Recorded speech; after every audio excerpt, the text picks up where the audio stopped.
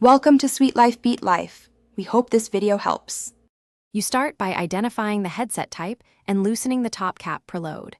You want to release compression without removing stem bolts entirely. This preserves alignment.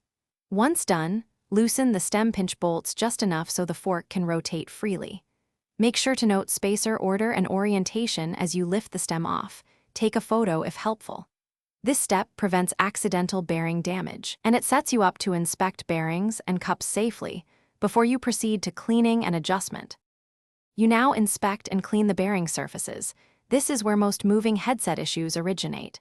Remove the fork and spin each bearing. Roughness or play means replacement. Clean the cups and bearing races with a solvent-soaked rag, then dry thoroughly to prevent contamination. Once clean, apply a thin, even layer of grease to bearings and race surfaces.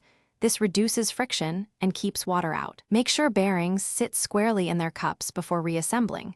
Misalignment will recreate play even after adjustment. You finish by reassembling and dialing in the preload correctly. Slide the fork back through, restack spacers, and snug the top cap until play is gone but steering still turns smoothly. Avoid over-tightening. Once satisfied, align the stem with the wheel and torque the pinch bolts to the manufacturer's NM spec to secure alignment. Finally, test by applying the front brake and rocking the bike. If you feel any knock or binding, back off slightly and retune. Troubleshooting tip: a persistent notch often means a damaged. Thanks for watching. Consider subscribing if we helped you.